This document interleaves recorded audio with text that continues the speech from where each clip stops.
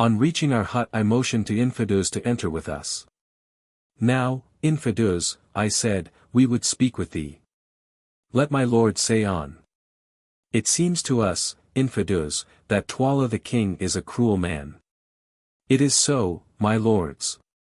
Alas! The land cries out because of his cruelties.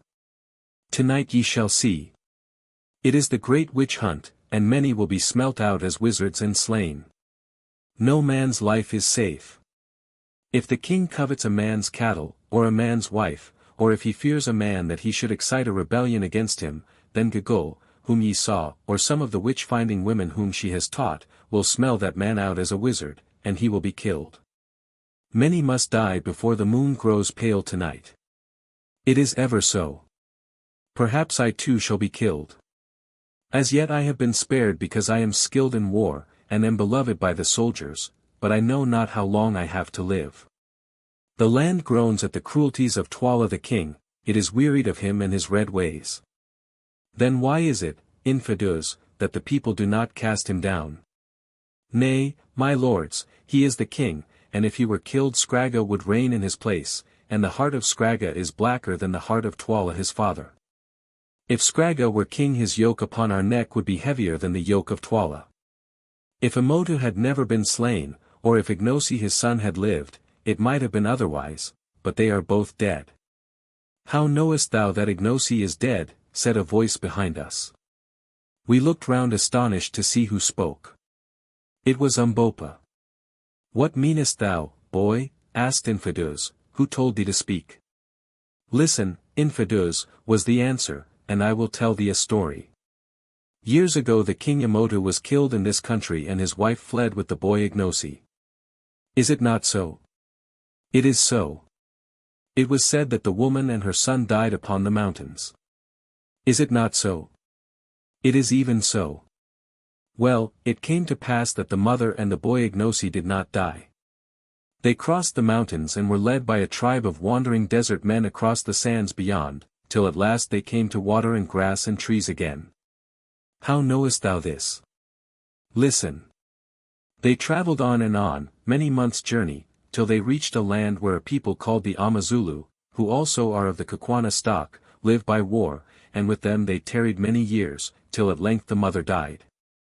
Then the son Ignosi became a wanderer again, and journeyed into a land of wonders, where white people live, and for many more years he learned the wisdom of the white people. It is a pretty story, said Infidus incredulously. For years he lived there working as a servant and a soldier, but holding in his heart all that his mother had told him of his own place, and casting about in his mind to find how he might journey thither to see his people and his father's house before he died. For long years he lived and waited, and at last the time came, as it ever comes to him who can wait for it, and he met some white men who would seek this unknown land, and joined himself to them. The white men started and traveled on, seeking for one who is lost. They crossed the burning desert, they crossed the snow-clad mountains, and at last reached the land of the Kukuanas, and there they found thee, O Infidus. Surely thou art mad to talk thus, said the astonished old soldier. Thou thinkest so. See, I will show thee, O my uncle. I am Ignosi, rightful king of the Kukuanas. Then with a single movement Umbopa slipped off his mucha, or girdle, and stood naked before us. Look, he said, what is this? And he pointed to the picture of a great snake tattooed in blue round his middle, its tail disappearing into its open mouth just above where the thighs are set into the body. Infidus looked, his eyes starting nearly out of his head. Then he fell upon his knees. Cum! Cum! He ejaculated, it is my brother's son, it is the king. Did I not tell thee so, my uncle? Rise, I am not yet the king, but with thy help, and with the help of these brave white men, who are my friends, I shall be. Yet the old witch Gigul was right, the land shall run with blood first, and hers shall run with it, if she has any and can die, for she killed my father with her words, and drove my mother forth. And now, Infidus, choose thou. Wilt thou put thy hands between my hands and be my man? Wilt thou share the dangers that lie before me, and help me to overthrow this tyrant and murderer, or wilt thou not? Choose thou. The old man put his hand to his head and thought. Then he rose, and advancing to where Umbopa, or rather Ignosi, stood, he knelt before him, and took his hand. Ignosi, rightful king of the Kukunas, I put my hand between thy hands, and am thy man till death. When thou wast a babe I dandled thee upon my knees, now shall my old arms strike for thee in freedom. It is well, Infidus, if I conquer, thou shalt be the greatest man in the kingdom after its king. If I fail, thou canst only die, and death is not far off from thee. Rise, my uncle. And ye, white men, will ye help me? What have I to offer you? The white stones. If I conquer and can find them, ye shall have as many as ye can carry hence. Will that suffice you? I translated this remark. Tell him, answered Sir Henry, that he mistakes an Englishman. Wealth is good, and if it comes in our way we will take it, but a gentleman does not sell himself for wealth. Still, speaking for myself, I say this. I have always liked Umbopa, and so far as lies in me I will stand by him in this business. It will be very pleasant to me to try to square matters with that cruel devil Twala. What do you say, Good, and you, Quatermain? Well, said Good, to adopt the language of hyperbole, in which all these people seem to indulge, you can tell him that a roe is surely good, and warms the cockles of the heart, and that so far as I am concerned I'm his boy. My only stipulation is that he allows me to wear trousers. I translated the substance of these answers. It is well, my friends, said Ignosi, late Umbopa, and what sayest thou, Macumazahn, art thou also with me, old hunter, cleverer than a wounded buffalo? I thought a while and scratched my head. Umbopa, or Ignosi, I said, I don't like revolutions. I am a man of peace and a bit of a coward. Here Umbopa smiled, but, on the other hand, I stick up for my friends, Ignosi. You have stuck to us and played the part of a man, and I will stick by you. But mind you, I am a trader, and have to make my living, so I accept your offer about those diamonds in case we should ever be in a position to avail ourselves of it. Another thing, we came, as you know, to look for Incubus, Sir Henry's lost brother. You must help us to find him. That I will do, answered Ignosi. Stay, Infidus, by the sign of the snake about my middle, tell me the truth. Has any white man to thy knowledge set his foot within the land? None, O Ignosi. If any white man had been seen or heard of, wouldst thou have known? I should certainly have known. Thou hearest, Incubu, said Ignosi to Sir Henry, he has not been here. Well, well, said Sir Henry, with a sigh, there it is, I suppose that he never got so far. Poor fellow, poor fellow. So it has all been for nothing. God's will be done. Now for business, I put in, anxious to escape from a painful subject. It is very well to be a king by right divine, Ignosi, but how dost thou propose to become a king indeed? Nay, I know not. Infidus, hast thou a plan? Ignosi, son of the lightning, answered his uncle, tonight is the great dance and witch hunt. Many shall be smelt out and perish, and in the hearts of many others there will be grief and anguish and fury against the king Twala. When the dance is over, then I will speak to some of the great chiefs, who in turn, if I can win them over, will speak to their regiments. I shall speak to the chiefs softly at first, and bring them to see that thou art indeed the king, and I think that by tomorrow's light thou shalt have 20,000 spears at thy command. And now I must go and think, and hear, and make ready. After the dance is done, if I am yet alive, and we are all alive, I will meet thee here, and we can talk. At the best there must be war. At this moment our conference was interrupted by the cry that messengers had come from the king. Advancing to the door of the hut we ordered that they should be admitted, and presently 3 men entered, each bearing a shining shirt of chain armor, and a magnificent battle-axe. The gifts of my lord the king to the white men from the stars, said a herald who came with them. We thank the king, I answered, withdraw. The men went, and we examined the armor with great interest. It was the most wonderful chain work that either of us had ever seen. A whole coat fell together so closely that it formed a mass of link scarcely too big to be covered with both hands. "Do you make these things in this country, infidels?" I asked. "They are very beautiful." "Nay, my lord, they came down to us from our forefathers. We know not who made them, and there are but few left, 7, none but those of royal blood may be clad in them. They are magic coats through which no spear can pass, and those who wear them are well nigh safe in the battle. The king is well pleased or much afraid, or he would not have sent these garments of steel. Clothe yourselves in them tonight, my lords." The remainder of that day we spent quietly, resting and talking over the situation, which was sufficiently exciting. At last the sun went down, the 1,000-watch fires glowed out, and through the darkness we heard the tramp of many feet and the clashing of hundreds of spears, as the regiments passed to their appointed places to be ready for the great dance. Then the full moon shone out in splendor, and as we stood watching her rays, Infidus arrived, clad in his war dress, and accompanied by a guard of 20 men to escort us to the dance. As he recommended, we had already donned the shirts of chain armor which the king had sent us, putting them on under our ordinary clothing, and finding to our surprise that they were neither very heavy nor uncomfortable. These steel shirts, which evidently had been made for men of a very large stature, hung somewhat loosely upon Good and myself, but Sir Henry's fitted his magnificent frame like a glove. Then strapping our revolvers round our waists, and taking in our hands the battle-axes which the king had sent with the armor, we started. On arriving at the great kraal, where we had that morning been received by the king, we found that it was closely packed with some 20,000 men arranged round it in regiments.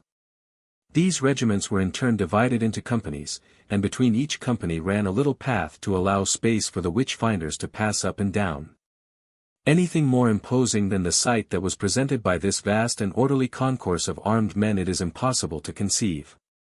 There they stood perfectly silent, and the moon poured her light upon the forest of their raised spears, upon their majestic forms, waving plumes, and the harmonious shading of their various colored shields. Wherever we looked were line upon line of dim faces surmounted by range upon range of shimmering spears.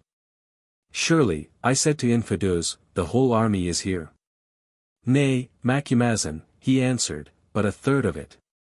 1/3 is present at this dance each year, another third is mustered outside in case there should be trouble when the killing begins, 10,000 more garrison the outposts round Loo, and the rest watch at the kraals in the country."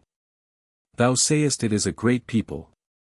"They are very silent," said Good, and indeed the intense stillness among such a vast concourse of living men was almost overpowering. "What says Bhugwan?" asked Infidus. I translated. "Those over whom the shadow of death is hovering are silent," he answered grimly. "Will many be killed?" "Very many." "It seems," I said to the others, "that we are going to assist at a gladiatorial show arranged regardless of expense." Sir Henry shivered, and Good said he wished that we could get out of it. "Tell me," I asked Infidus, "are we in danger?" "I know not, my lords, I trust not, but do not seem afraid. If ye live through the night all may go well with you." The soldiers murmur against the king. All this while we had been advancing steadily towards the center of the open space, in the midst of which were placed some stools. As we proceeded we perceived another small party coming from the direction of the royal hut. "It is the King Twala, Scragga his son, and Gagul the Old, and see, with them are those who slay," said Infidus, pointing to a little group of about a dozen gigantic and savage-looking men, armed with spears in one hand and heavy carries in the other. The king seated himself upon the center stool, Gagul crouched at his feet, and the others stood behind him. "Greeting, white lords," Twala cried, as we came up, "be seated, waste not precious time, the night is all too short for the deeds that must be done. Ye come in a good hour, and shall see a glorious show. Look round, white lords, look round," and he rolled his one wicked eye from regiment to regiment. "Can the stars show you such a sight as this? See how they shake in their wickedness, all those who have evil in their hearts and fear the judgment of heaven above. Begin. Begin," piped Gagul, in her thin piercing voice, "the hyenas are hungry, they howl for food. Begin. Begin.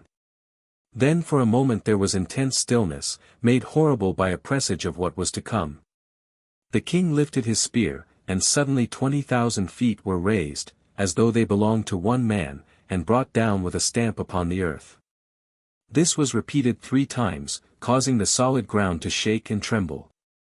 Then from a far point of the circle a solitary voice began a wailing song, of which the refrain ran something as follows: "What is the lot of man born of woman?"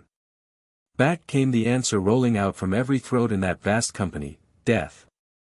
Gradually, however, the song was taken up by company after company, till the whole armed multitude were singing it, and I could no longer follow the words, except in so far as they appeared to represent various phases of human passions, fears, and joys. Now it seemed to be a love song, now a majestic swelling war chant, and last of all a death dirge ending suddenly in one heartbreaking wail that went echoing and rolling away in a volume of blood-curdling sound. Again silence fell upon the place, and again it was broken by the king lifting his hand. Instantly we heard a pattering of feet, and from out of the masses of warriors strange and awful figures appeared running towards us. As they drew near we saw that these were women, most of them aged, for their white hair, ornamented with small bladders taken from fish, streamed out behind them.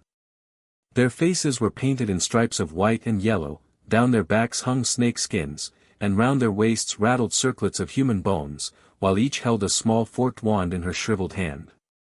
In all there were 10 of them.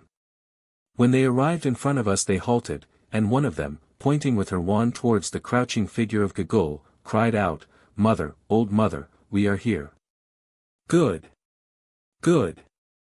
Good," answered that aged iniquity. "Are your eyes keen, Isanesis, witch doctresses, ye seers in dark places?" "Mother, they are keen." "Good! Good! Good! Are your ears open, Isanesis, ye who hear words that come not from the tongue?" "Mother, they are open." "Good! Good! Good! Are your senses awake, Isanesis? Can ye smell blood, can ye purge the land of the wicked ones who compass evil against the king and against their neighbors?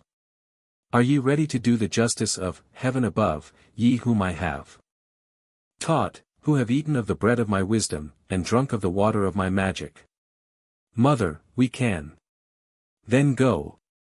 Tarry not, ye vultures, see, the slayers, pointing to the ominous group of executioners behind, make sharp their spears, the white men from afar are hungry to see. Go. With a wild yell Gigul's horrid ministers broke away in every direction, like fragments from a shell, the dry bones round their waists rattling as they ran, and headed for various points of the dense human circle.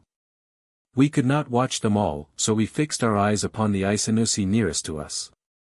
When she came to within a few paces of the warriors she halted and began to dance wildly, turning round and round with an almost incredible rapidity, and shrieking out sentences such as, "I smell him, the evil-doer. He is near, he who poisoned his mother. I hear the thoughts of him who thought evil of the king." Quicker and quicker she danced, till she lashed herself into such a frenzy of excitement that the foam flew in specks from her gnashing jaws, till her eyes seemed to start from her head, and her flesh to quiver visibly. Suddenly she stopped dead and stiffened all over, like a pointer dog when he scents game, and then with outstretched wand she began to creep stealthily towards the soldiers before her. It seemed to us that as she came their stoicism gave way, and that they shrank from her. As for ourselves, we followed her movements with a horrible fascination. Presently, still creeping and crouching like a dog, the Isanusi was before them. Then she halted and pointed, and again crept on a pace or two. Suddenly the end came. With a shriek she sprang in and touched a tall warrior with her forked wand. Instantly 2 of his comrades, those standing immediately next to him, seized the doomed man, each by one arm, and advanced with him towards the king. He did not resist, but we saw that he dragged his limbs as though they were paralyzed, and that his fingers, from which the spear had fallen, were limp like those of a man newly dead.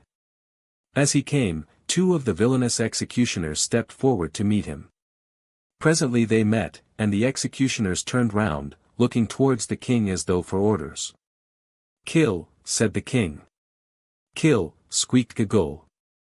"Kill," re-echoed Scragga, with a hollow chuckle. Almost before the words were uttered the horrible deed was done. One man had driven his spear into the victim's heart, and to make assurance double sure, the other had dashed out his brains with a great club. One, counted Twala the king, just like a black Madame Defarge, as Good said, and the body was dragged a few paces away and stretched out. Hardly was the thing done before another poor wretch was brought up, like an ox to the slaughter. This time we could see, from the leopard skin cloak which he wore, that the man was a person of rank.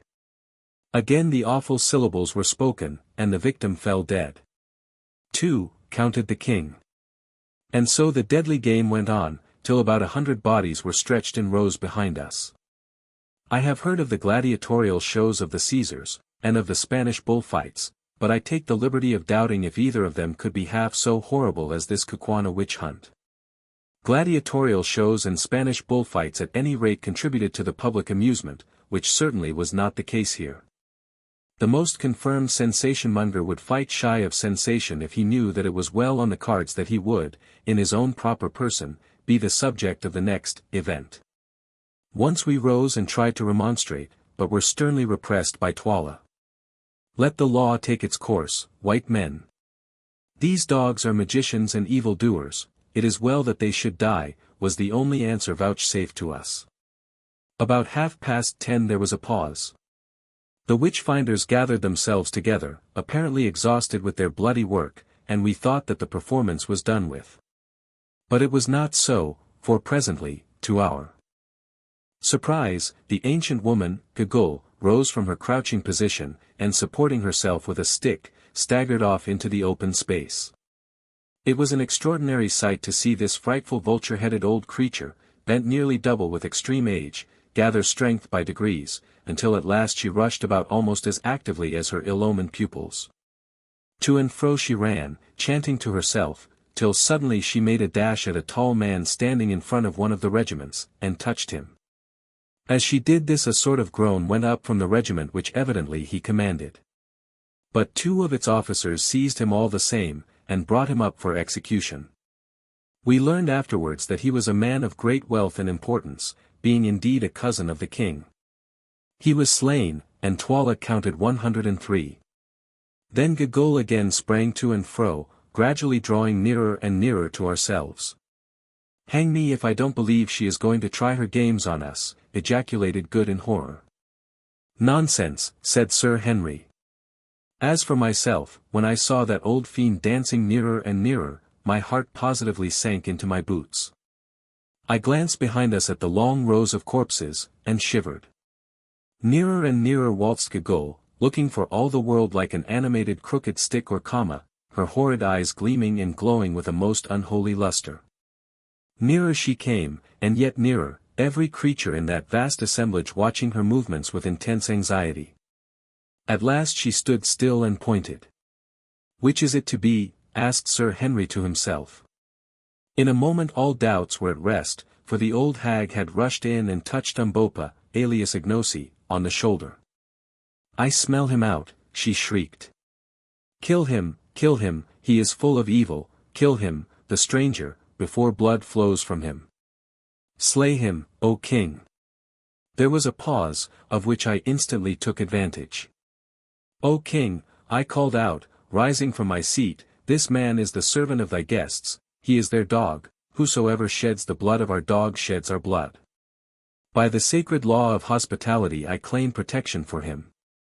Gigul, mother of the witch-finders, has smelt him out, he must die, white men, was the sullen answer. Nay, he shall not die, I replied, he who tries to touch him shall die indeed. Seize him, roared Twala to the executioners, who stood round red to the eyes with the blood of their victims. They advanced towards us, and then hesitated. As for Ignosi, he clutched his spear, and raised it as though determined to sell his life dearly. Stand back, ye dogs! I shouted, if ye would see tomorrow's light. Touch one hair of his head and your king dies, and I covered Twala with my revolver. Sir Henry and Good also drew their pistols, Sir Henry pointing his at the leading executioner, who was advancing to carry out the sentence, and Good taking a deliberate aim at Gigul. Twala winced perceptibly as my barrel came in a line with his broad chest. "Well," I said, "what is it to be, Twala?" Then he spoke. "Put away your magic tubes," he said, "ye have adjured me in the name of hospitality, and for that reason, but not from fear of what ye can do, I spare him. Go in peace." "It is well," I answered unconcernedly, "we are weary of slaughter, and would sleep." "Is the dance ended?" "It is ended," Twala answered sulkily. "Let these dead dogs," pointing to the long rows of corpses, "be flung out to the hyenas and the vultures," and he lifted his spear. Instantly the regiments began to defile through the kraal gateway in perfect silence, a fatigued party only remaining behind to drag away the corpses of those who had been sacrificed. Then we rose also, and making our salam to His Majesty, which he hardly deigned to acknowledge, we departed to our huts. "Well," said Sir Henry, as we sat down, having first lit a lamp of the sort used by the Kukuanas, of which the wick is made from the fiber of a species of palm leaf, and the oil from clarified hippopotamus fat. "Well, I feel uncommonly inclined to be sick. If I had any doubts about helping Umbopa to rebel against that infernal blackguard, put in good, they are gone now. It was as much as I could do to sit still while that slaughter was going on. I tried to keep my eyes shut, but they would open just at the wrong time. I wonder where Infidus is. Umbopa, my friend, you ought to be grateful to us, your skin came near to having an air hole made in it." "I am grateful, Bhugwan," was Umbopa's answer, when I had translated, "and I shall not forget. As for Infidus, he will be here by and by. We must wait." So we lit our pipes and waited.